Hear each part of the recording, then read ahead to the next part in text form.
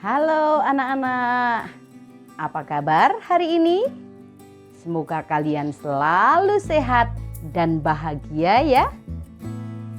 Kali ini kita akan belajar pelajaran yang sangat penting dalam kehidupan sehari-hari, yaitu memahami niat dan perbuatan dalam ajaran Buddha. Anak-anak, coba pikirkan ya, mengapa ada orang yang terlihat bahagia? Mengapa ada orang yang sering sedih? Apakah semua itu terjadi begitu saja? Nah, kita akan membahasnya pada topik kali ini. Namun, sebelum kita bahas lebih lanjut, sebelumnya kita lihat tujuan pembelajarannya. Yang pertama, mengenal arti niat. Kedua, mengetahui perbuatan baik dan perbuatan buruk. Dan ketiga, mengetahui cara kerja hukum karma. Nah, anak-anak, setelah menonton video ini, kalian akan tahu apa itu niat, macam-macam perbuatan, dan bagaimana hukum karma bekerja. Bagaimana? Sudah siap belajar? Mari belajar bersama saya, Bu Lasmini. Namo Buddhaya.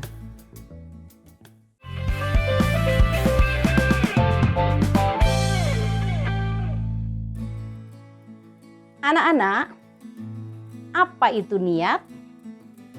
Niat adalah keinginan atau kehendak di dalam pikiran sebelum kita melakukan sesuatu.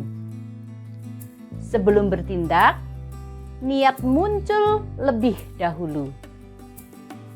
Dalam agama Buddha, niat itu disebut cetana. Buddha mengajarkan bahwa cetana inilah yang menjadi dasar karma. Niat itu seperti peta.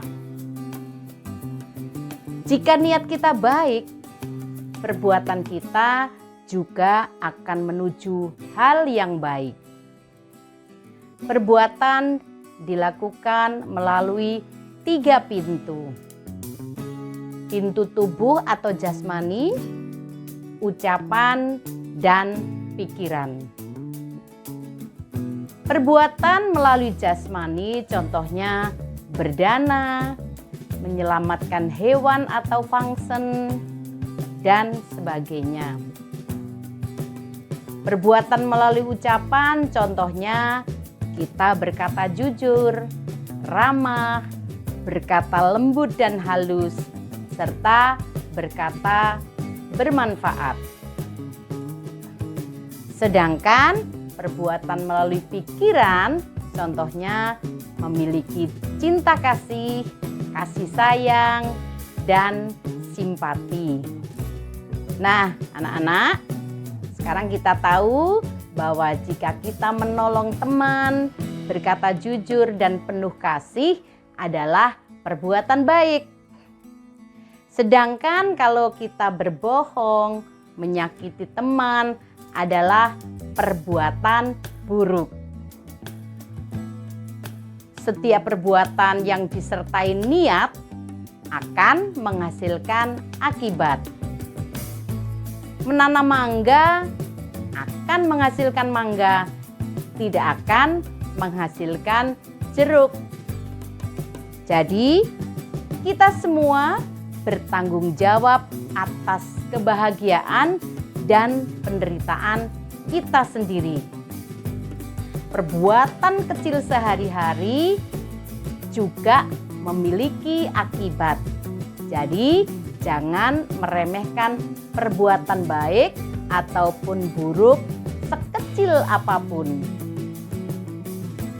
Anak-anak, Dari pembahasan tadi, coba kalian jawab. Apakah semua perbuatan disebut karma? Silahkan dijawab. Hebat! Jawabannya tidak. Hanya perbuatan yang disertai niat atau kehendak yang disebut karma dan menghasilkan akibat. Saatnya refleksi. Anak-anak, pernahkah kalian menyesal setelah berbohong? Bagaimana perasaanmu saat menolong? Jawab dalam hati ya. Baik anak-anak, kita sudah selesai membahas tentang topik niat dan perbuatan.